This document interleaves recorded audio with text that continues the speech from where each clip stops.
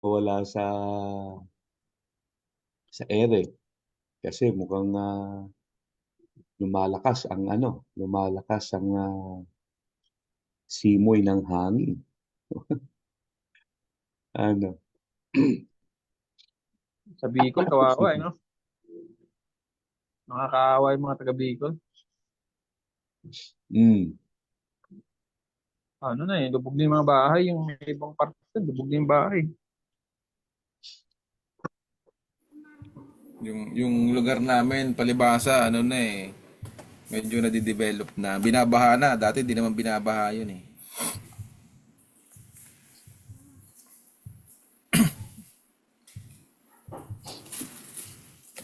Parang hindi tayo ano pa, no? Yung ko naka-live No? na yan eh. Naka-live na? Hindi pa. Opo, nakalive na Naka-live po. na. Tingin nga Ganun. natin.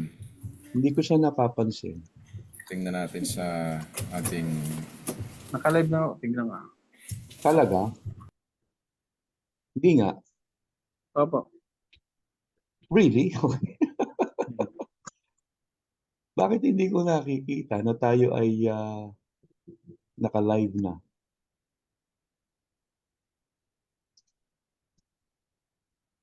Bakit hindi ko nakikita na tayo ay Yan, naka-live na tayo. naka-live na? Serve-serve yung cellphone ko. Oh, Hindi nakikita, hindi ko hindi nakikita nakikita sa... eh. Hindi nakikita sa camera. Bakit nag-e-echo? Ano yung nag-e-echo? Yan, naka-live na tayo. Serve-serve yung cellphone. Ayan. Kanino yung nag-echo? Yung cellphone ko po yun, inano ko. Ah, Nagdodoble kasi yung boses kaya nag-e-echo dahil. Tinignan okay. ko naka-live na siya. So, Oh, pakishare mo kukunin ko. na lang, Joel, kasi hindi ko makita eh, na ano tayo. Silipin ulit natin. Pakishare mo dun sa GC natin Silipin ulit para at natin. least maka-join naman yung ilang mga gustong mag-join sa ating Nag-echo na naman, no? Ano yung nag-e-echo? Yan. Akin yun. Kayo. Ayan. Akala ko dahil sa Hindi, bagyo eh. hindi ko kasi na-off yung ano ko, yung mic ko dito sa ano. Ah, Pag maririnig yan dito sa laptop, mag-i-echo talaga siya eh. sige, paki-share nyo na lang yung Kaya ating kailangan ano, i-ano siya, tawag dito, i-off. yung ating Yan. ayun, nakita ko na. Nakita ko na rin. Anyway, medyo magpadami muna tayo ng bahagya ng viewers natin para ah, bago tayo mag-start, marami-rami na rin yung pag-pray natin na itong bagyong ito huminto na kasi medyo marami ng naapektuhan sa Pagting Norte.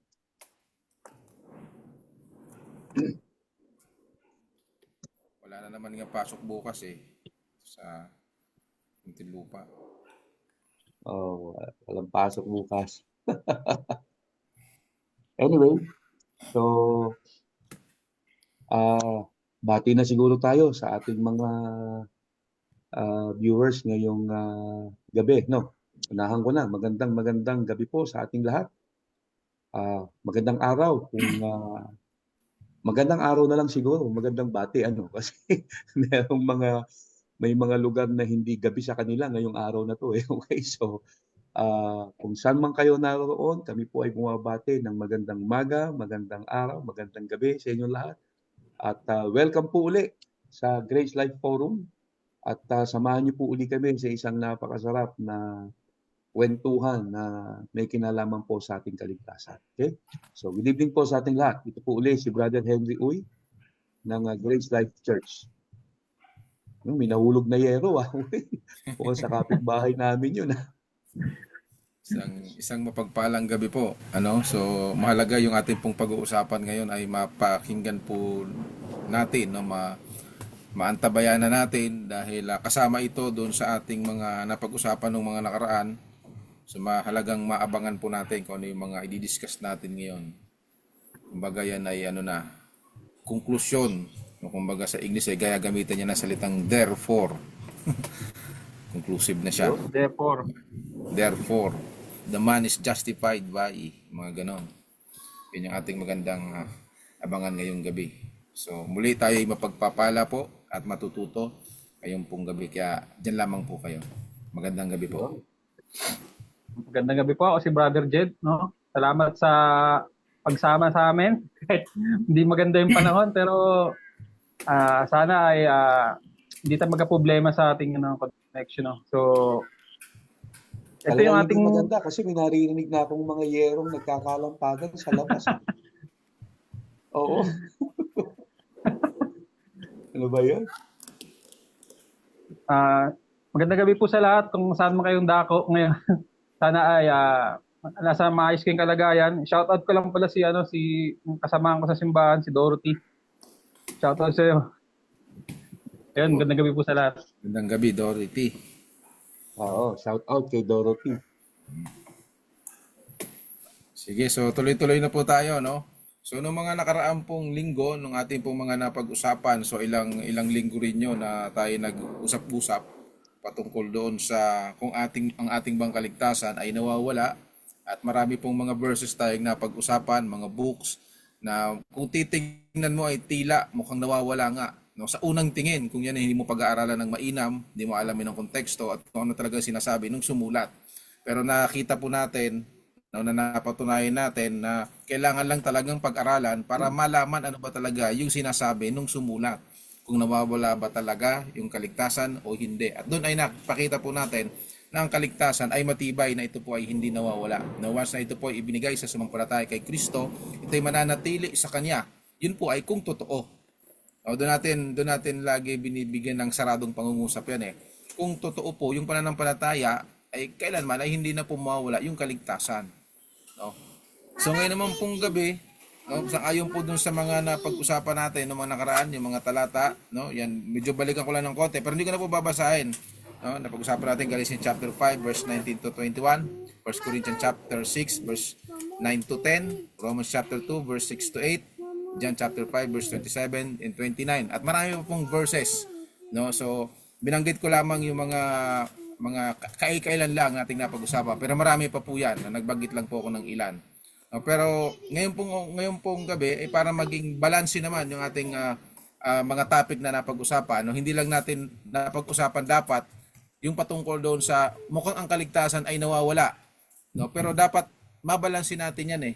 Kasi pag hindi yan balanse, mahirap din na hindi mo rin malaman kung ano yung kontra na talata, o hindi naman masabi natin na kontra, kundi ano pa yung nagpapalinaw doon sa talata na mukhang sa tingin natin ay hindi mukhang nawawala yung kaligtasan.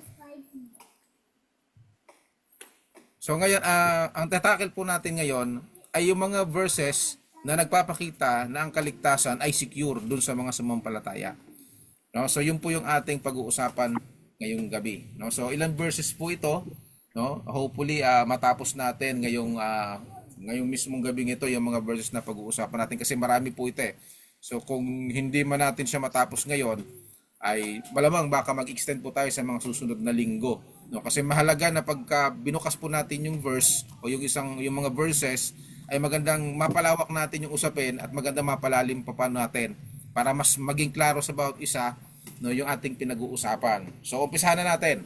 O, gusto ko pong mag-umpisa dito sa sinulat ni Apostol Pablo sa aklat po ng Roma. Ito po ay sa 8 at ang talata po ay 1. No, Romans chapter 8 verse 1. So babasahin ko po. Ang sabi po dito, there is therefore now no condemnation to those who are in Christ Jesus, who do not walk according to the flesh, but according to the Spirit. So ang sabi, there is therefore now no condemnation. So tandaan yan, no condemnation to those who are in Christ Jesus. So yung mga na kay Kristo daw, pag sinabi pong in Christ, yung mga tumanggap sa Panginoong Kristo bilang tagapagligtas, sila ang tawag sa kanila in Christ, sila daw ay wala ng condemnation. So klaro po yun, wala ng condemnation na matatanggap. So ito, magandang mabigyan natin ng mas magandang paliwanag. Bigyan natin ng mas malawak na paliwanag. No? So unahin na po natin yung ating pong pinakapogi. Basta nauna, pogi yan. So, kaya dito sa forum na to, pag gusto mong maging pogi, kailangan ikaw ang mauna. Basta Ilang Henry, beses ko nang inulit-ulit na malakas lang appeal ko. Hindi ako pogi. Ano ba yan? Baka mas lalong lumakas ang hangin.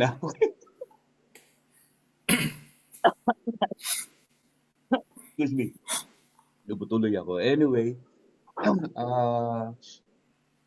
bago tayo magbigay ng paliwanag dyan sa nabanggit mong verse, sa mga viewers po natin, sa mga may gustong magtanong, ako, humihina yung signal ko. Humihina yung signal ko. So, pag-pray ninyo kapatid na yung signal natin, wag maapektuhan dahil sa lakas ng hangin din siguro. So, again, as I was saying, doon po sa mga may gustong magtanong, magbigay ng katanungan habang tayo po ay nag-uusap, pwede ho kayong magtanong dyan at i-entertainin po natin para mas maging maganda ang ating pong usapan. No? So, going back dyan sa siguro sa topic ng eternal security, bigyan ko lang siguro muna ng konting nabanggit ito last time Uh, from the outset, sinabi na natin kung ano yung talagang paniniwala natin with regards dito sa teaching na to, kung ang salvation ba ay nawawala o hindi. No? So, sinabi na natin na ang pinaniniwalaan natin ay hindi nawawala ang kaligtasan. No? Lagi natin sinasabi yun. At ito ay pinili nating paniwalaan hindi dahil mas magandang paniwalaan. No? Yun ay paulit-ulit po nating sasabihin.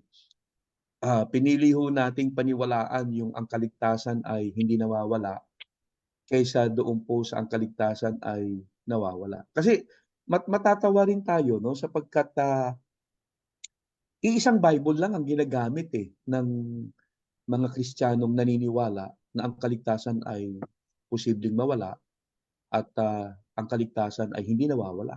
Isang Bible lang, hindi naman dalawang Bible na binabasa natin. Maaari magkaiba ng version pero iisang Biblia ang ating ginagamit. Okay? Nakakatuwa lang isipin na iisang Biblia ang binabasa pero magkaiba ang pinaniniwalaan. Now, tayo, pinaniwalaan natin yung ang kaligtasan ay hindi nawawala o secure, no? O once saved, always saved sa terminology ng karamihang ginagamit pagdating sa teaching na to. Now, pinaniwalaan natin yan hindi dahil mas magandang paniwalaan kumpara doon sa isa na nawawala ang kaligtasan. But of course, sa totoo lang, mas maganda naman talagang paniwalaan yung ang kaligtasan ay hindi nawawala. Kasi kung ikaw ay nasa matinong kaisipan, no? No offense doon sa ang paniniwala ay nawawala ang kaligtasan, ano? Kasi sa totoo lang, ano ang mas gusto mong paniwalaan? O ano bang mas gusto mo, no? Kung ano man yung tinuturo talaga ng Bible. Kung papipiliin ka, ano ba talaga ang mas gusto mo? Yung ang kaligtasan mo pwedeng mawala pa? O ang kaligtasan mo hindi na mawawala? Sa palagay ko naman, kung nasa katinuan ka ng pag-iisip, no? Again, no offense. Kung nasa katinuan ka ng pag-iisip, mas gugustuhin mo na yung kaligtasan na binigay sa iyo ng Lord, hindi nawawala. 'Di ba? Kasi kung mas gusto mo yung nawawala, palagay ko naman na magpa-check up ka dapat. Kasi bakit mas gusto mong mawawala ang kaligtasan mo? But then again, ulitin natin, pinaniwalaan natin yung ang kaligtasan ay hindi nawawala, hindi dahil mas maganda. Bagamat, sa totoo lang, mas maganda naman talaga yon. Yung ang kaligtasan mo hindi nawawala. Okay? And as I've said earlier, iisang Bible ang ginagamit Iisang Bible. Pero, ang problema, magkaiba yung pagkaunawa. Magkaiba. Okay, ngayon, going back dyan sa mga verses na bibigay natin ngayong umaga, maganda yung unang talatang isinare mo, Brad, no? Sabi ni Apostol Pablo sa Romans chapter 8, doon sa unang verse, no? Sa verse, basahin nga natin uli yan. Okay. Sa Romans chapter 8, excuse me. Doon sa verse 1, sabi ni Paul, there is now no condemnation for those who are in Christ. So, ang issue na lang dito ay ikaw ba ay na kay Kristo o wala kay Kristo? Kasi sabi ni Paul, if you are in Christ, there is no more condemnation. Now, nakalulungkot lang isipin bakit may mga Christians na gusto pa rin na bagamat na kay Kristo na sila, ay makadanas pa rin sila ng condemnation isang araw. Si Paul na nga ang Bible na nga nagsabi, if you are in Christ, there is no more condemnation. Alam niyo, sa totoo lang, inumpisahan ni Apostol Pablo itong verse na to, itong chapter na to, sa salitang no condemnation, tapos tinapos niya sa no separation. Tingnan niyo sa verse 1, sabi niya, there is no more condemnation. Pero pagdating sa verse bandang huli, sa verse 38, okay? Sabi niya sa verse 38, for I am convinced.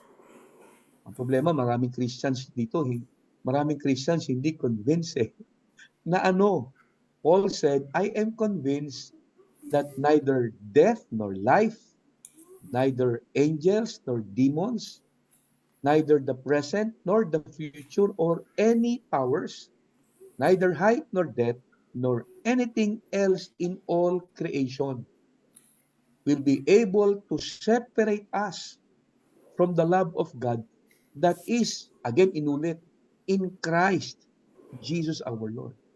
So sabi ni Paul, if you are in Christ, nothing in all creation will be able to separate us. So sinimulan niya sa no condemnation, tinapos niya sa no separation. So palagay ko naman napakatibay na batayan ito for us to believe na secure yung salvation natin.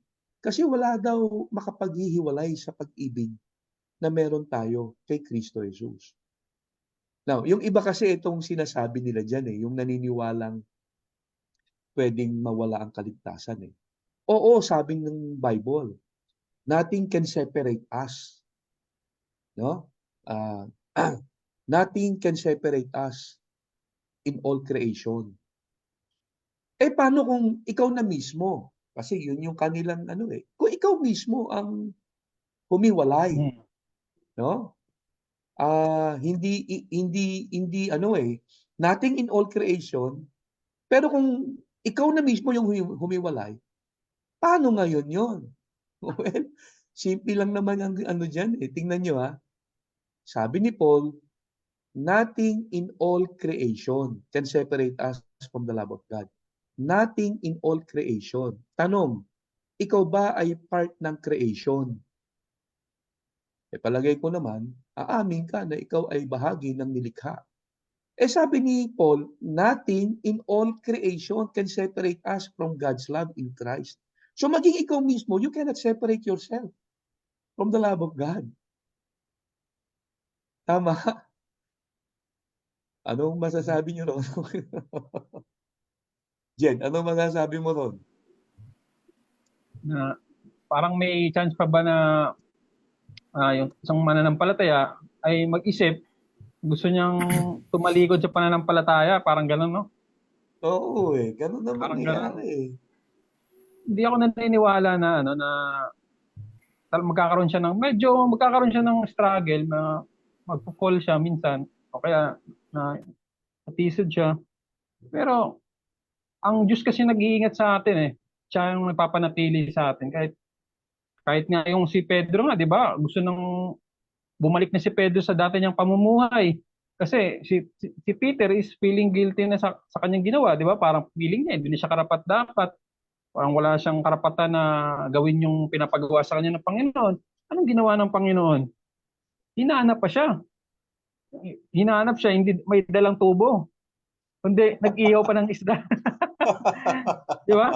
Hindi yung gagantihan siya na langya ka, iniwan mo ako, ang yabang mo, sabi mo, sasama ka hanggang kamatayan. Yung ginawa mo, walang sumbat na narinig, walang dalang pamalo para kastiguhin siya, kundi pinagluto Oo. pa. Pinag-ihaw pa siya ng isda at Oo. kinomport pa siya. Oo. So, doon natin makikita na talagang ang Diyos ang nag-iingat sa atin. Hindi, kasi kung tayo ang nag-iingat sa ating kaligtasan, tayo nagano, pwede talaga yung mawala. Na, ang Biblia po ay malinaw na nagsasabi, ang Diyos ang nag-iingat sa atin. Siya nga yung mabuting pastol natin, di ba? Siya yung sa Psalms 23, di ba? Andun lahat yung Mhm. katangian ng mabuting pastol. Nire-refresh, ni-enlight, di ba? Lahat andun. Kaya sabi natin, pwede tayong mag-isip, pero hindi ako naniniwala na magagawa nating lumayo sa Panginoon. Yun. Ang ganda nga ng pagkakasabi, di ba?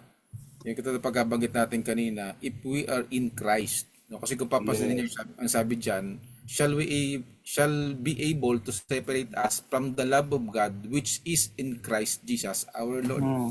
So yung love of God, sabi diyan, which is in Christ. So yung pag-ibig ng Diyos ay na kay Kristo. Tayo ay na kay Yes. Kristo. Diba? So paano pababayaan ng Diyos si Kristo? Sabi diyan, yung pag-ibig ng Diyos ay na kay Kristo. Ngayon tayo na kay Kristo tayo. So ibig sabihin hindi tayo pwedeng mawala doon sa pag-ibig na 'yon. Kung tayo iniibig ng Diyos, ibig sabihin hindi tayo aabot doon sa condemnation. Kaya ang ganda ng sinabi kanina ni Pastor Henry, pinagbinanggit doon sa salitang condemnation, tapos pagdating dito, No separation yun separation. no? Wala nang walang makapaghihiwalay dahil doon sa pag-ibig Hmm. ng Diyos na kay Kristo Oo. Jesus. No, so nasa Tama. sa atin din yung pag-ibig na 'yon. No, wala ka namang makikita kahit sa karaniwang lohika walang umiibig na maghihiwalay 'Di ba? Wala pong paghihiwalay sa pag-ibig. Bakit ba nagkakaroon ng hiwalay? Na ano? Kasi wala nang pag-ibig. Kasi kung nandiyan ang pag-ibig, walang paghihiwalay Mhm. no? Matatanggap mo ang lahat ng bagay doon sa isang tao, kahit ano pa man 'yan. Kasi hindi sumisipat ng kondisyon ng pag-ibig Kaya walang paghihiwalay doon sa atin sa Diyos kasi 'yun ay nakabase doon sa pag-ibig na tinanggap natin na kay Kristo. Tayo lahat na kay Kristo. So hindi na tayo para dumanas pa ng condemnation. So doon pa lang matibay na yung kaligtasan na tinanggap natin matibay talaga. Correct. So Alam mo kung bakit isang walang isang ano condemnation? pa lang po yan isang chapter pa lang no, nagsimula tayo sa chapter Oo. 8. Pero alam mo Brad kung bakit walang condemnation? Opo. Kasi bakit ba pwedeng makondem ang isang tao? 'Di ba dahil sa kasalanan? Yun lang naman ang reason para ikaw ay makaranas ng condemnation may mga kasalanan kang nagawa at yung kasalanan na nagawa natin deserves to be punished, to be condemned. So ang dahilan para tayo ay makaranas ng condemnation ay yung kasalanan nating mga nagawa. Now, ano ba ang sinasabi ng Bible regarding sa kasalanan natin, mga Christians? Sabi ng Bible our sins are forgiven and taken away. Hindi nga lang tayo pinatawad, kung hindi God took away all our sins. So ang bottom line kasi nito, posible dun sa mga nagdududa sa kanilang salvation na secure. Hindi kasi sold out doon sa sa forgiveness na inoffer ng Panginoon Kasi tayo, we firmly believe 100%, hindi tayo partially forgiven. Tayo ay completely forgiven. We are not being forgiven little by little, no? Kasi karamihan ng mga paniniwala pa rin ng maraming Christians ngayon, tayo ay unting-unting pinapatawad. Tuwing magkakasala ka, tsaka ka lang patatawarin. Tapos may condition pa yon. Pagka humingi ka ng tawad, patatawarin ka. Pag hindi ka nag-confess ng kasalanan mo at humingi ng tawad, di ka patatawarin. So yung pagpapatawad ng kasalanan mo ay under the condition of you are repenting and confessing. So nandoon.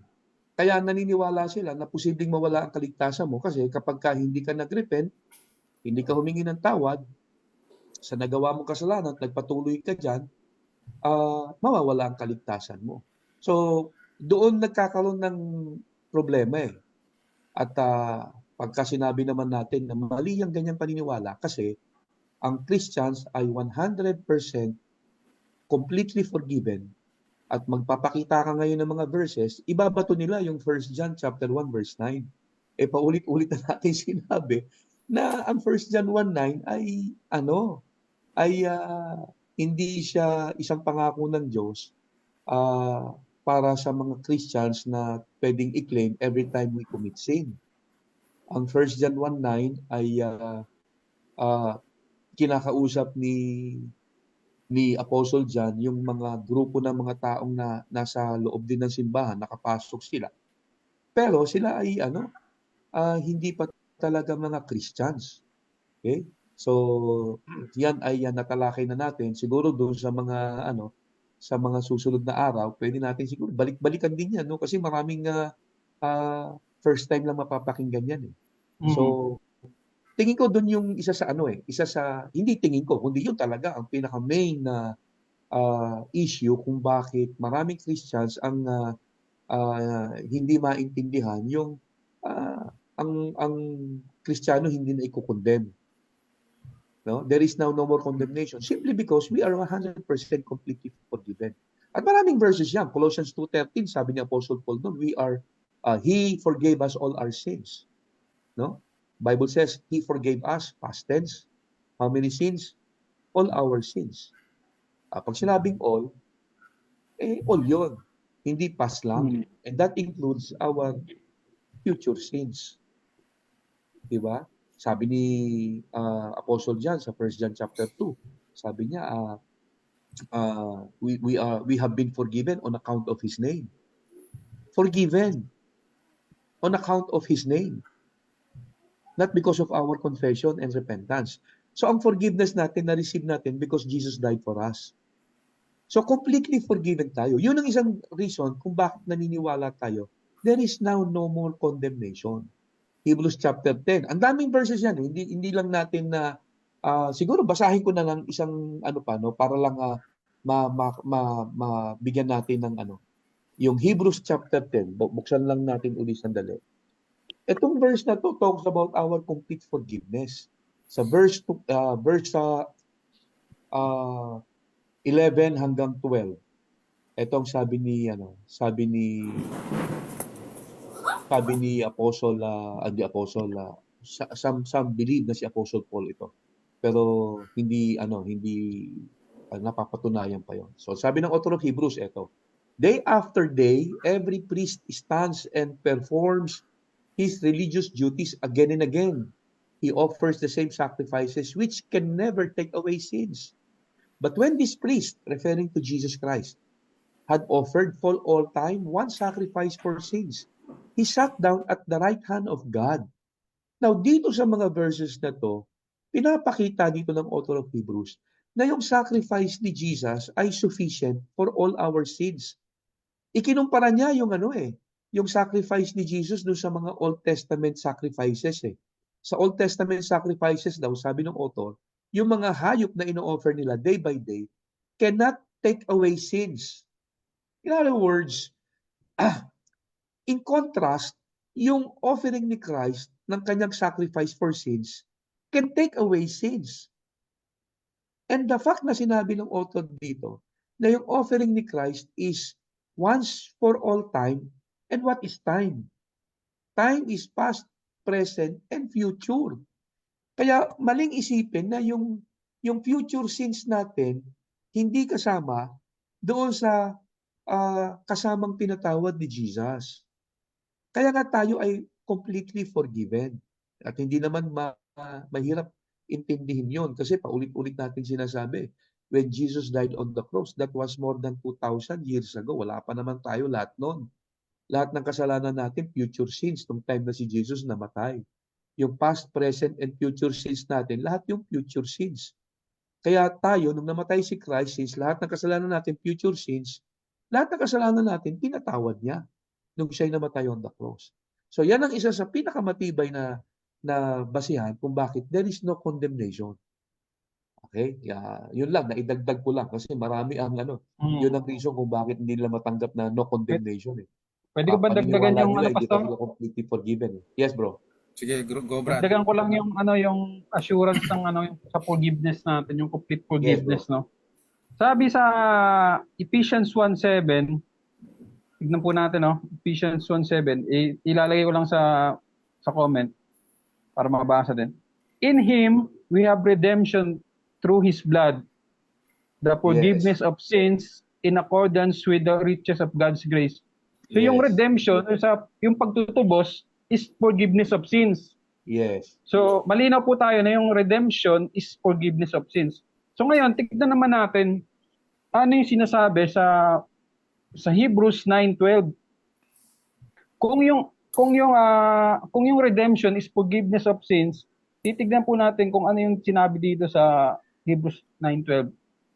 Ilalagay ko rin po muna sa comment para mabasa rin ng iba. Ayun. Maisingit ko lang ng konti, Brad. Maisingit ko lang ng konti, Jed. Sabi mo, kinote mo yung we have redemption through His blood, the forgiveness of sins. Diba? Alam nyo, maraming Christians, every time na nagkakasala sila, lagi nilang sinasabi, Lord, forgive us. Forgive us. Pero bakit hindi nila gamitin yung Lord, redeem us? Redeem us. Tama. Diba? Bakit hindi redeem us? Dito, makikita natin sa binasa mo sa Ephesians 1, yung redemption at saka forgiveness, package. Ngayon, kung hindi mo pinagpe-pray na redeem us, wag mo nang ipag-pray din na forgive us. Okay? Kasi package yun eh. Okay, tama. Sige, naisingit ko lang, Brad. So ngayon, dito naman may mababasa rin tayong yung redemption. Sabi dito sa Hebrews 9:12, He did not enter by means of the blood of the goats and calves, but he entered the most holy place once for all by his own blood, thus obtaining eternal redemption. So may nadagdag na word dito is eternal. Eternal redemption. Ibig sabihin, yung pangwalang hanggan, 'di ba? Yes. Magpakailanman. Ibig sabihin, dahil sa ginawa ni Jesus sa kanyang sa pamamagitan ng sarili niyang dugo, na paghahandog ng kanyang sariling dugo, is na-obtain natin eternal redemption. Pwede natin sabihin, eternal forgiveness. Diba? Yes. So, walang katapusang kapatawaran. So, kung meron walang katapusang kapatawaran, wala pa ba yung kaligtasan yan? Diba? Kasi walang katapusang kapatawaran, hindi dahil sa ating kakayanan, kundi dahil sa ginawa ni Jesus, inaalay niya sarili niyang dugo, at yung mga high priest noon, yung kanilang inaalay ay dugo ng hayop, is covering lamang. For every year, ginagawa nila yon. Hindi naman talaga nag-aalis. Pero kay Jesus, napaka-powerful. Isang beses lang, inialay niya ang kanyang dugo, mismong dugo niya, at ito ay nagdulot sa atin ng eternal redemption. Yung redemption kanina, sinabi natin, is forgiveness. So kung pagsasamahin natin, eternal forgiveness. Correct. So walang katapusan yun, is eternal na nga eh. So, papalag pa ba tayo dyan? Huwag na tayo pumalag dyan. Tanggapin na lang natin, di ba? Kasi kung nag-reasoning tayo, isa lang ibig sabihin nun. Ibig sabihin, nakuha mo yung thought ng mga taong meron sariling opinion sa scripture. Kasi hindi tayo nag-invento, hindi natin tinwist yun. Malinaw po yung scripture na mismo nagsasalita doon sa stand natin na ang kaligtasan na hindi nawawala. So, wala po tayong dinadagdag doon. Kinote lang po natin. Yan lang po. Saka isang bagay pa dyan, dun sa nabanggit natin kanina na yung ating kapatawaran ay walang hanggan. Di ba sa John 1:12, binigyan tayo ng karapatan na maging mga anak ng Diyos. So paano hahatulan ng Diyos yung anak niya? Sinong matuwid na ama ang hahatol sa kaniyang anak? Lalo na kung yung anak niya yan ay nilinis niya na. Di ba doon nga sa sinabi kanina ni Pastor Henry, di ba hanggang verse, ano po yung Pastor hanggang verse 12. Pero pag binaba mo sa verse 14 na nakalagay, for by one offering He has perfected forever those who are being sanctified. Perfected, no? So hindi lang perfected, hindi lang sanctified, perfected pa. Ba? So, napakatibay na nun. So, hindi lang yung pagpapatawad ng walang hanggan yun. Kasi minsan yun lang ang nakikita nila. Pero yan yung pong pagtanggap natin sa Panginoon. Usapan po yan, ang relasyon na naayos. No, na, Mm. relasyon na kailanman ay hindi na masisira. Kasi minsan nang nasira eh.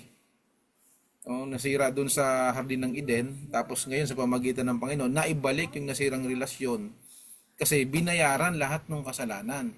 Isipin niyo po yan, kung kulang yung pagbabayad ng Panginoon ng kasalanan, maaari talagang mawala yung kaligtasan. Pero siya na Mm. mismo ang nagsabi, finish na eh. Sa Hebrew, perfected na eh. Sanctified ka na, perfected ka pa. Forever Yes, yun. For correct. life yun. So, everlasting. Tama. So, wag lang natin tingnan doon sa pananaw natin na makita lang natin na mawawala yan. Pero sa Bible kasi napakaklaro eh, napakadami pong verses, no. Actually, baka hindi na tayo matapos eh sa dami ng verses na Tama. pwede natin pag-usapan. Yes. So, okay, idagdag na natin 'to, no. May marami na po tayong verses na nabanggit ng Pastor Randy at Brother Jed. Ngayon meron pang verse, no, na ating itakil natin, no. Ito naman yung sa John chapter 5 verse 24, no. Ang sabi po dito ay most assuredly, no, yung King James version po yung gamit ko. Most assuredly I say to you, he who hears my word and believe in him who sent me has everlasting life. No, so tandaan 'yan. And shall not come into judgment. So klaro 'yan but has passed from death into life. Di ba? Napakaklaro po nun. O yun daw sa pampalataya dun sa nagsugo sa Panginoong Kristo na ay meron na siyang everlasting life at hindi na siya dadaan pa doon sa judgment but pass from death into life. So yan, magandang bigyan natin ng mas madiin pa, mas malawak pa o mas malalim pang pagpapaliwanag. So, Pastor Henry. Alam mo, sa totoo lang, even yung mga kapatid natin na naniniwala na ang salvation ay pwedeng mawala, naniniwala din sila na kapag ang isang tao sumampalataya kay Jesus, they will receive eternal life. Naniniwala din sila doon eh. Kino-quote din nila yung John chapter 3 verse 16, di ba? Yung for God so loved the world that He gave His only Son, at whoever believes in Him will not perish but have eternal life. So, pinaliliwanag din nila na kung gusto mong makatanggap ng buhay na walang hanggan, sumampalataya ka kay Jesus. Pag sumampalataya ka kay Jesus, you will receive eternal life. So, naniniwala sila na ang isang taong sumampalataya kay Jesus ay tumanggap ng eternal life. Ngayon, etong problema, anong pumasok sa isipan ng mga kapatid nating ito na pwedeng mawala yung eternal life na ibinigay ng Panginoon? Kasi, kung pwedeng mawala yung eternal life na tinanggap ng isang tao kay Kristo nung siya'y sumampalataya, hindi eternal life yung tinanggap niya. Mm-hmm. Temporary life. Yun lang. Temporal. Di ba? Baguhin Oo, natin kasi baguhin natin itong eternal nakasulat sa life by definition, eternal life by definition is life that lasts forever. O kung tinanggap mo yung life that lasts forever, eternal life yon, paano siyang mawawala? Hindi mawawala yun kasi pag nawala yun, tingin ko nagkamali ng pagkakabanggit si Jesus, si Lord, na yung tatanggapin mo eternal life. It has the wrong name. Temporary life lang siya. Pero sinasabi niya, eternal life, that is eternal life. And by definition, eternal life is life that lasts forever. Hindi siya mawawala. Well, in fact, puntuhan na natin yung sinabi keynote ni Joel na sa John chapter 5, no? Sabi ni Lord doon ay yung daw sumampalataya sa kanya, actually yung sumampalataya sa kanya according kay Lord, merong tatlong naganap sa kanyang buhay. Yung past, present, and future na aspekto ng kanyang pagkatao at buhay regarding sa kaligtasan ay nasettle na. according dito sa verse na to. Tingnan nyo ha, sabi ni Lord, no? Regarding your future, regarding your past, sabi ni Lord, regarding your past, kung ikaw ay sumampalataya sa Kanya, sabi niya, you have crossed from death to life.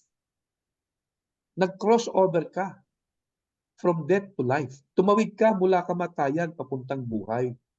Yun daw yung nangyari sa iyo in the past kung sumampalataya ka kay Lord. So in other words, the moment of believing in Christ, sumampalataya ka kay Jesus, at this moment, kunyari, sumampalataya ka sa Kanya. Ang nangyari sa iyo agad-agad is that nag-cross over ka from death to life. That is past. At present, itong sabi niya, meron ka ng eternal life. Yan ang sabi niya dyan sa verse na yan. Sabi niya, whoever hears my word and believes Him who sent me has eternal life. May buhay na walang hanggang ka na. So, yung nakaraan, nag-pass over ka from death to life. At this very moment, meron ka ng eternal life. Tapos, ito pa ang maganda. In the future, sabi niya, you will not be condemned. You will not be judged. Kaya nga, doon sa Romans 8, there is no more condemnation. Dito, sabi rito, in the future, you will not be condemned. Ang ganda nung binanggit ni Lord dito.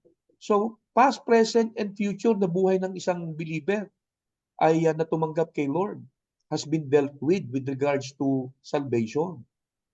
Diba? Ang ganda ng sinabi niya, you will not come into judgment. So, lumalabas yung ating salvation actually is a done deal. Okay? Diba? It is a done deal. Yung kaligtasan natin, it all depends on Jesus. Kasi ang problema sa mga Christian na naniniwala ng kaligtasan posibleng mawala. Yung kaligtasan nila, nakadepende sa kanilang performance eh. It all depends on them. Kung nakakaiwas ka sa kasalanan at nagiging matatag ka sa lahat ng mga pagsubok at tukso, hari nawa, hanggang mamatay ka, talagang matibay ka, ligtas ka. So, kanino nakadepende ang kaligtasan nila? Sa kanila. May mga verses silang pinangahawakan doon na misinterpretation lang. Dito sa verse na to, sabi ni Lord, ang kaligtasan natin, it all depends on Him. Pag sumampalataya ka sa akin, sabi ni Lord, nag-cross over ka from death to life. At this very moment, you have everlasting life. And in the future, you will not be judged. Secure na secure. Diba? Secure na secure yun. At hindi mo kailangan maging henyo para di maunawaan ito. Pero lang kung talagang ayaw mong maniwala diyan sa pangako ni Lord. Si Lord na nangako niyan eh. Diba? So, napakaganda ng pangako ng Panginoon with regards dito sa ating kaligtasan. Sa John chapter 5. Brother Jed, anong masasabi natin diyan sa John chapter 5 verse 20? Yung John chapter 5 tsaka Romans 8:1 is isa lang yung sinasabi nila no na nagbibigay ng ng relief sa atin no, yung kaginhawaan. Kasi tignan na yung sa Romans 8:1 kasi mayroon siyang pinanggalingan therefore, 'di ba? Pag alam natin therefore, may context yun, may pinagmulan yan. So kung titignan natin yung Romans 7, makikita natin yung struggle na sinasabi ng Apostol Pablo na siya ay wretched man, 'di ba? So kabagabag wretched man, 'di ba? So kahabag-habag yung kalagayan niya kasi unang-una siya ay nung nasa kautusan pa siya ay condemned. Kasi ang kautusan ay hindi siya masamang kautusan, mabuti ito ay good, holy and righteous. Pero dahil yung taong pinanganak na makasalanan is hindi naman makasunod ng 100%, he is condemned. Kasi yung hinihingi ng law is perfect obedience. Pero dahil pinanganak ng makasalanan, anong kakayanan mo na masunod itong lahat? Tapos ginamit pa ng kasalanan yung kautusan.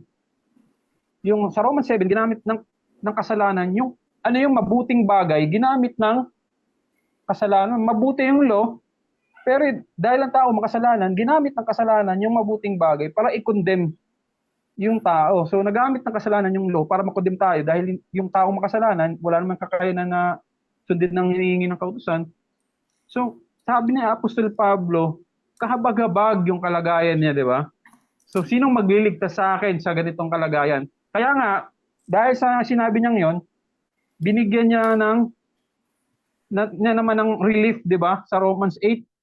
Pero kung ikaw ay nang kay Kristo, hindi ka na daranas ng paghahatol, no condemnation. Kaya dapat nating maunawaan kung ano yung kapangyarihan, epekto ng ginawa ni Kristong pagliligtas sa atin. Kasi talagang ma-appreciate natin yung grasya ng Diyos.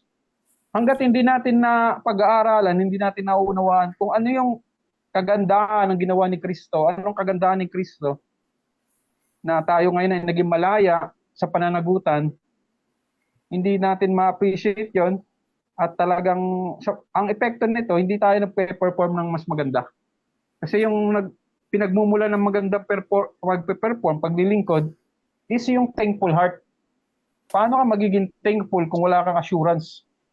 Diba? Paano ka makaka-develop ng thankful heart? Paano ka magpupuri sa Diyos kung walang buting bagay na tinanggap ka? Diba? O parang mahirap yata yun. Wala kang dahilan para purihin siya. Wala kang dahilan na bakit ka pupunta sa simbahan, magpuri sa Kanya. Hindi mo alam na ikaw ay tinubos ng Panginoon. Ikaw ay inalis sa kapahamakan. Kaya sana maintindihan ng mga tao yung ginawa ng Panginoon para malaman nila ang kanyang, sabi nga sa Ephesians, di ba? How deep, how wide, di ba? Yung ginawa ng Panginoon. Kaya sabi ni Apostol Pablo sa 7, napakahabag-habag ang kalagayan ko. Pero pagdating sa 8, ito na yung kaginawaan ng dahil sa ginawa ng ating Panginoon. No? Kaya kung yung iba naniniwala na sila ay hindi pa ligtas, malinaw, sabi nga ni Pastor Henry, sila ay nagtitiwala sa kanilang ginagawa, hindi sa ginawa ng Panginoong Jesucristo. Kasi kung tayo ay magtitiwala sa ating gagawin para tayo ay maligtas, namumuhay tayo sa walang katiyakan, namumuhay tayo sa pangamba, namumuhay tayo sa pag-aalala. Wala tayong magiging joy, wala tayong magiging reason para Tsaka magpuri. lalabas, yun, Jed? Lalabas work salvation na yon. Oo. Wala kang dahilan para magpuri sa Panginoon kasi ikaw nga gumagawa eh. Bakit mo siya pupurihin? Ito nga lagi kong tanong eh. Itong mga taong hindi naniniwala ng katiyakan ng kaligtasan at hindi pa daw sila ligtas kasi hindi pa sila dapat sa malalaman lang daw sa paghahatol kung ligtas. Ito yung tinatanong ko sa kanila madalas. Bakit ka nagpupuri sa Diyos? Anong pinagpupuri mo sa Diyos? Hindi ka naman ligtas.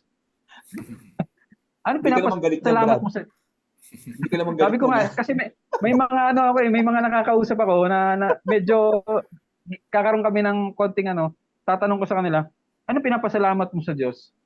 Anong dahilan ba't ka nagpupuri? Hindi ka naman ligtas eh. Bakit ka nagpapasalamat? Saan ka na magpasalamat? Magligtas ka. So mga di ba, mga logical na tanong, syempre napapaisip na rin sila. At paano pa pag dinagdagan natin ng scripture? Kaya sana ay mag-aral tayong mabuti mga kapatid kasi hindi porke nabasa mo isang verse na ganito parang ganito sinasabi ay ganoon na nga agad. Dapat basahin natin ng kabuuan, pag-aralan natin mabuti kasi malinaw po ang sinasabi. Meron nga sa Ecclesiastes pero baka hindi ko alam kung out of context ako nito. Sabi sa Ecclesiastes 3:14, ano man ang ginawa ng Diyos ay mananatili magpakailanman. Di ba yung kaligtasan, Diyos ang gumawa niyan eh. Mananatili yan. Hindi ko alam mo, out of context ako pero sabi doon, ano man ang ginawa ng Diyos, mananatili magpakailanman. Yung kaligtasan, ang Diyos gumawa niyan eh. Si Jesus gumawa niyan. So pwedeng mananatili, di ba?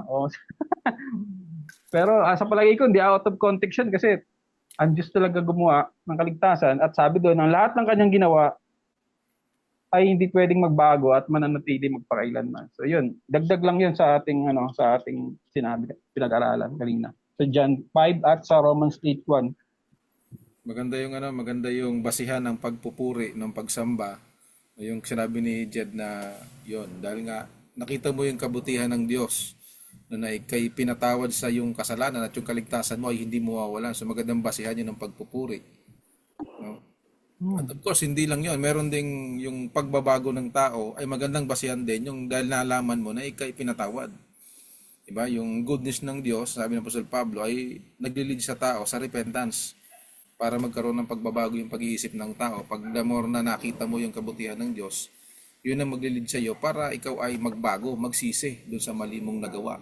Mm. At yan ay hindi mo nagawin. No? Baguhin mo yung isip mo patungkol diyan. So makita mo na pinatawad pala talaga ako ng Panginoon, buong buo, kumpletong-kumpleto. So napakabuti ng Diyos. So hindi lang doon sa pagsamba, pagpupuri, maging doon sa pagbabago ng tao. Magandang yun din ang pinagmumulan na basihan o pundasyon. Bakit mo nagagawa? Hindi doon sa iniisip ng iba na gusto kong patunayan yung sarili ko.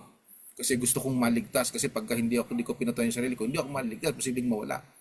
So, patay-patay yung ganong klase ng pagbabago. At patay-patay din yung ganong klase ng pagsasamba.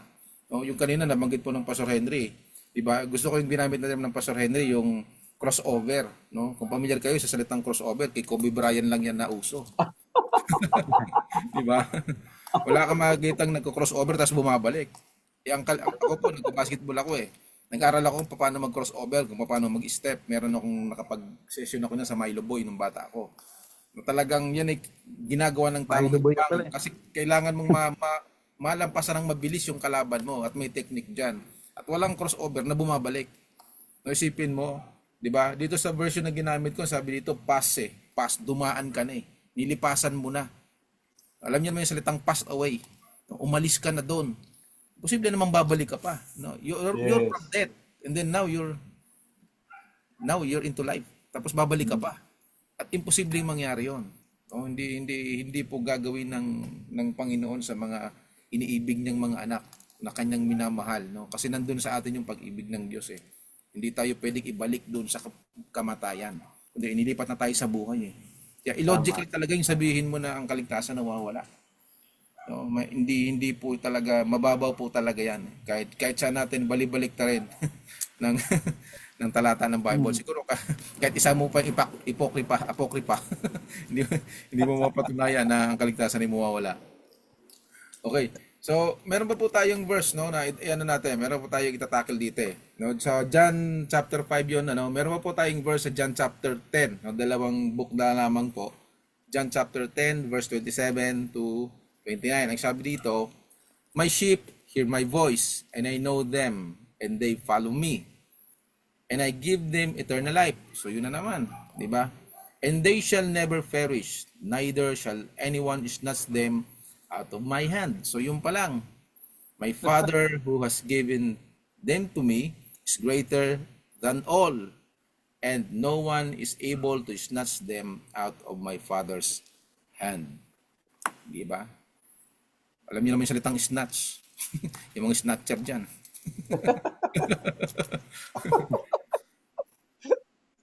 Gano'n ka mong kagaling mong snatch, hindi yung kaligtasan na ibinigay sa atin, no? Kung usapang kanto lang to, sakyan na natin usapang kanto. Walang makakapag-snatch talaga eh, kahit ang husay mo eh.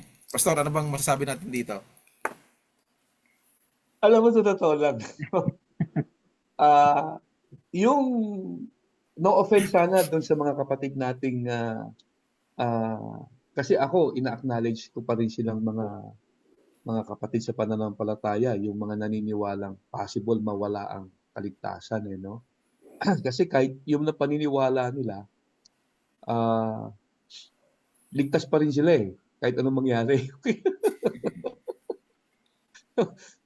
Ano man ang paniniwala mo dito sa teaching na to, kung paniniwala mo ay ang kaligtasan ay posibleng mawala, good thing o good news, hindi pa rin talaga mawawala ang kaligtasan mo kung ang paniniwala mo nawawala ang kaligtasan mo. Pero no offense sa mga kapatid natin ito, yung paniniwala na posibleng mawala ang kaligtasan, actually, wala kang assurance of salvation dun eh. Gets nyo mga kapatid? Kasi pag sinabi mong assurance of salvation, sa Tagalog, katiyakan ng kaligtasan, Paano ka nagkaroon ng katiyakan ng kaligtasan kung naniniwala ka na yung kaligtasan mo posibleng mawala? So wala kang assurance of salvation. Nakalulungkot lang isipin, itong mga kapatid nating naniniwala na ang kaligtasan ay posibleng mawala, ay naniniwala din na meron silang assurance of salvation. So contradictory yun eh. Paano ka magkakaroon ng assurance of salvation kung hindi ka naniniwalang hindi mawawala yan? Ang meron ka is this, present assurance. Kasi kung sa pananaw mo, maayos pa ang relasyon mo sa Diyos ngayon, nagpe-perform ka ng maayos sa Christian life mo, nakakaiwas ka sa kasalanan, at nagiging matatag ka sa tukso, so feeling mo ligtas ka sa ngayon kasi okay yung performance mo. Pero nakatitiyak ka ba na 5 years, 10 years from now o hanggang mamatay ka bago ka mamatay, ganyan yung performance mo? And since hindi ka naman nakatitiyak na after 10 years ganyan ka pa rin, kasi marami naman tayong mga nakitang mga Christians na nagba-backslide, no? Yung biglang ng babae, nang iwan ng asawa, mga dati pang mga manggagawa yun. So gaano ka ngayong katiyak na hindi magbabago yung performance mo? So ang point ko is this, ang meron ka doon sa mga naniniwalang ang kaligtasan ay posibleng mawala, ang meron sila hindi assurance of salvation. Ang meron sila present assurance. Kasi hindi ka magkakaroon ng assurance of salvation kung naniniwala ka isang araw posibleng mawala yan. Now, yung verse na kinote ni Joel dito sa John chapter 10, napakalinaw nito eh. Bago pa niya binanggit yung snatch na salita, sabi ni Lord sa unang statement niya, sabi niya, my sheep hears my voice. I know them and they follow me. So yung sheep regarding sa mga referring to the believers.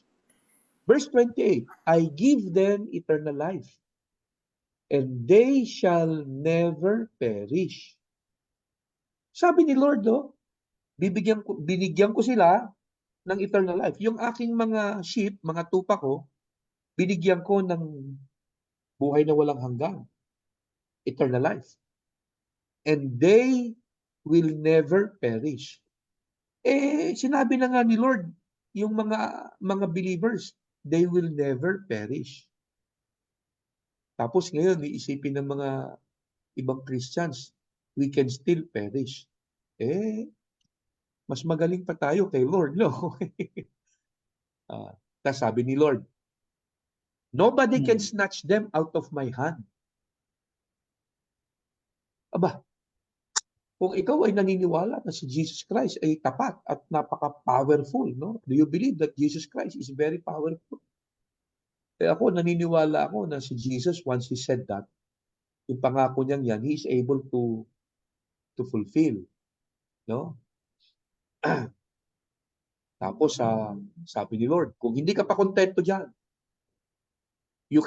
nobody can snatch you out of my hand. Sabi niya, my Father is greater than anything else or anyone else. He's greater than me. Nobody can snatch you out of my Father's hand. Aba, dalawa na yung kamay na may hawak sa atin. Paano ka pa makakawala niyan kay Lord? Di ba? Ang bigat na nun. Again, ang nagpapabagabag sa maraming Christians na ang paniniwala ang kaligtasan posibleng mawala. Oo nga, nobody can snatch you out of His hand. Paano kung ikaw naman yung gustong kumawala? Laging ganun eh. Laging ganun eh. At sa paanong paraan kakakawala? Yun nga, yung kasalanan. Babalik ulit tayo dun sa ano ba ang sinasabi ng Bible regarding sa kasalanan natin? Jesus took away our sins. Yun ang sinasabi ng Bible. When Jesus died on the cross, He forgave all our sins. Sabi ni Paul in Romans chapter 6, the wages of sin is death. Jesus died Ang kabayaran ng kasalanan, kamatayan. Namatay si Jesus para sa ating kasalanan. Yung kasalanan natin has been dealt with. Yun ang dapat na maintindihan ng mga Christians. Di ba? O ngayon, kapag ka doon sa bagay na hindi ka talaga settle, talagang hindi ka, mahihirapan kang maniwala na ang kaligtasan mo secure. At itong mga pangako dito ni Lord, babaliwalain mo at hindi mo unawain. Ang linaw naman yan eh. Diba? Napakalinaw niya. Ang sabi ni Lord, my sheep, mga believers, I give them eternal life. They will never perish. Never perish na nga eh. Tapos sabi ni Lord, nobody can snatch you out of my hand. Kung hindi ka pa kontento dyan, nobody can snatch you out of my Father's hand. O dalawang kamay na may hawak sa'yo. Paano ka pang hindi magiging secure dyan? So secure ang salvation natin. 100%. Okay. Secure siya. Amen. Sir Brother Brad. No, so yung ano lang natin, no, kasi yung iba hindi nga naniniwala na kaya pwedeng mawala yung kaligtasan kasi hindi sila naniniwalang yung forgiveness is past, present, and future. No? So yun nga kasi isa yun sa dahilan bakit naniniwala silang pwedeng mawala kasi yung future hindi pa bayad. Doon sabi sa Hebrews kanina, balikan ko lang ng konti. At minsan lang inihandog ni Jesus ang kanyang sarili, kanyang dugo.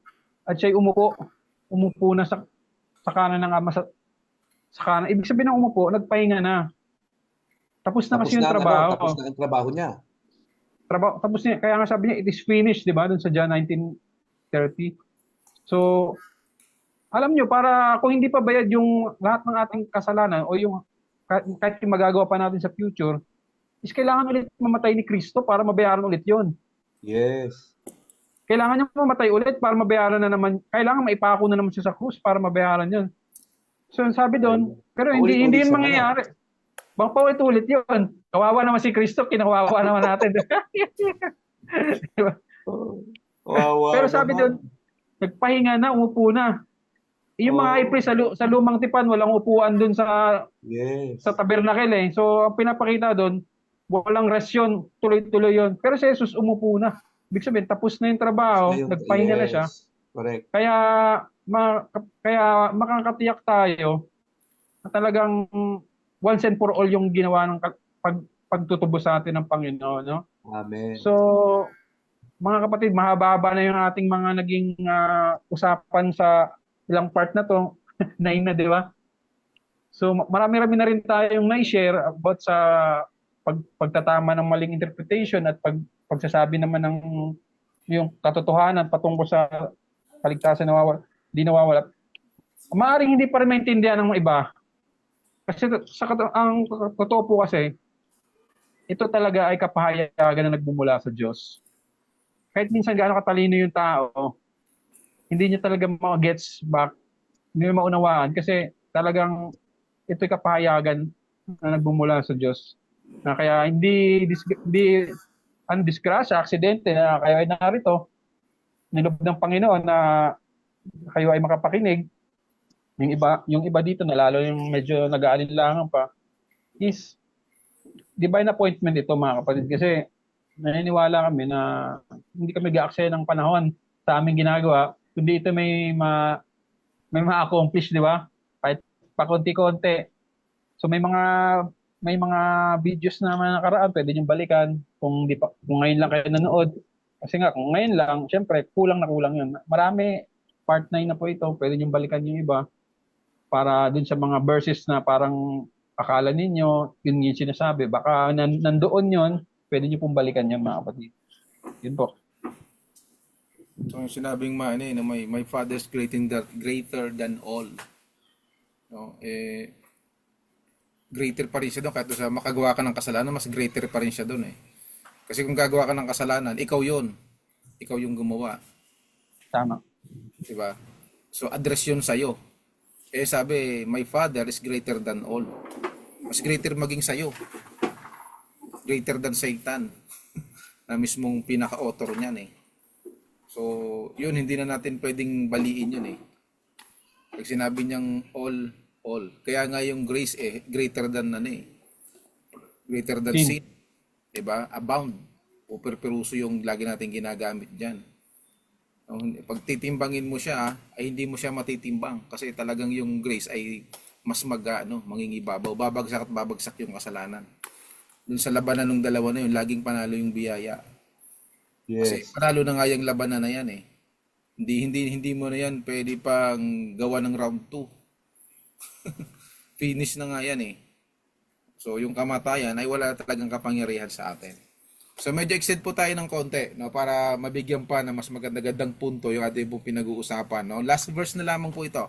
Yung Yan. kanina ay John chapter 10 verse 27 to 29. Ayan, balik tayo ng Romans, no. Dito tayo sa Romans 11 chapter 29 naman. Ang sabi dito, for the gifts and the calling of God are irrevocable. Yan, ganda yan. Alam ko napaganda ito ng Pastor Henry. Pastor, banatan mo na yan, Pastor. Ang ganda ng word na ginamit no? Irrevocable. Yung daw gift and calling ng Panginoon ay irrevocable. Excuse me. Ang kaligtasan natin is a gift. Maliwanag naman yun according to the Bible. Diba? Sabi ni Paul, you have been saved by grace through faith, not of works, so that nobody can boast. It's a gift. Salvation is not a reward for good works. It's a gift. Tapos yung Romans 6, sabi niya, for the wages of sin is death and the gift of God is eternal life. Eh ngayon, kung sinasabi ni Apostle Paul o ng Bible itself na yung gift ni Lord and one of those gifts na na-receive natin is eternal life or salvation, irrevocable daw. Yung word na irrevocable, ano yan parang hindi na, walang bawian, no? Walang bawian or hindi na nagbabago ng isip, yung gano'n. Halimbawa, ikaw ay nagtatrabaho, tapos nag-tender ka ng resignation. Ilalagay doon sa resignation letter na yung kanyang resignation ay irrevocable. Ibig sabihin, no, hindi na magbabago yung isip niya.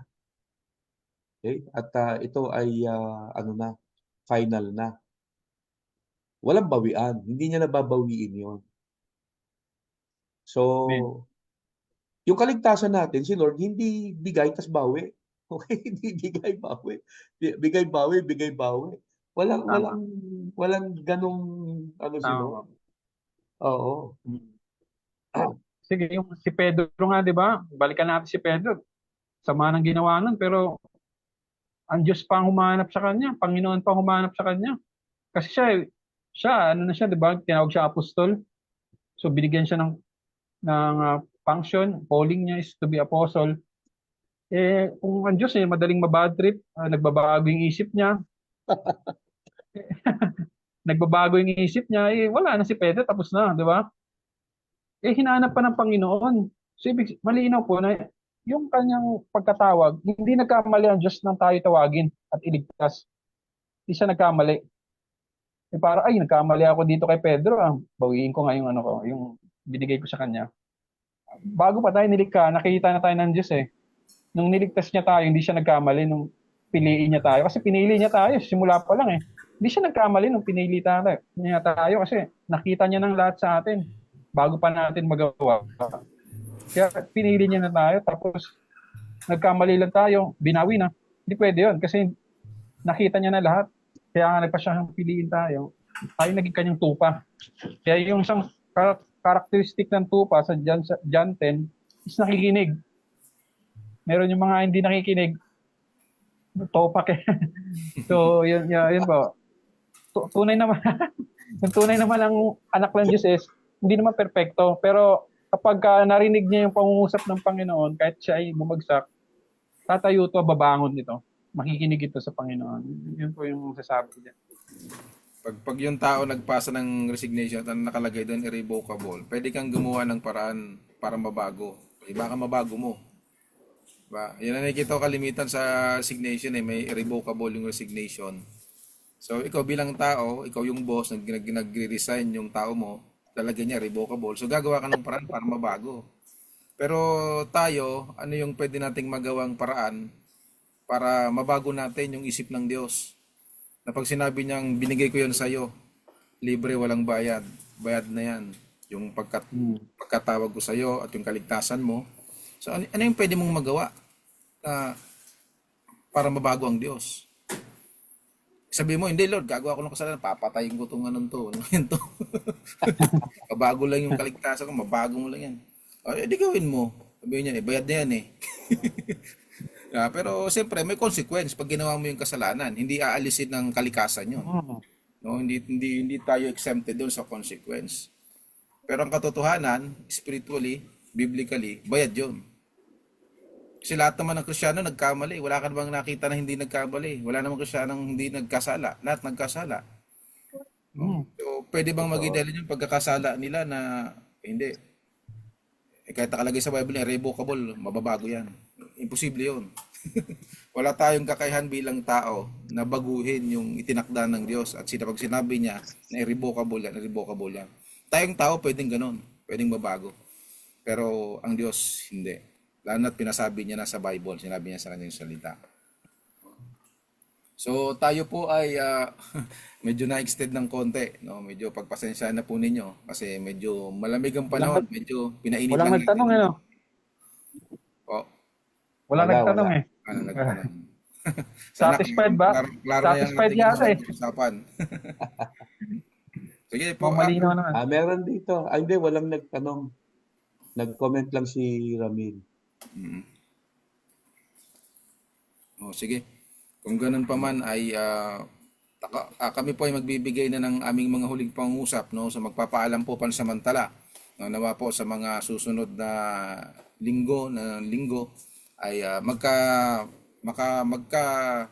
tagpo pa po ulit tayo sa forum po na ito nang sa ganun ay madagdagan po yung ating kaalaman patungkol sa biyaya ng Diyos. So mabiyayang gabi po sa lahat.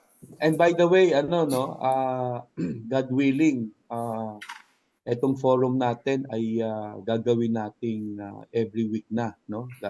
Kung loloobin ng Diyos, hindi na natin siya every 2 weeks, no?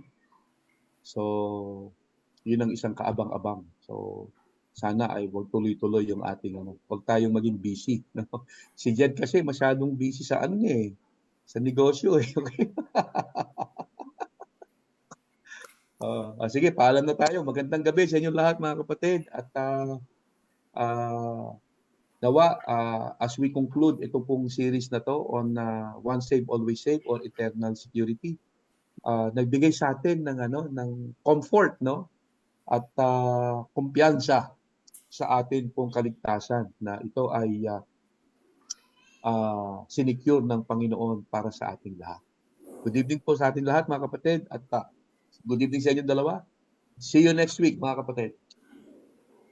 Gandang gabi po sa lahat. Nawa ay magkaroon kayo ng masarap na tulog sa gabi ito. Malamig. Sigurado yun. See you next week. Yun. God bless po. Okay. Bye. Ingat po tayo lahat. Ingat tayo lahat.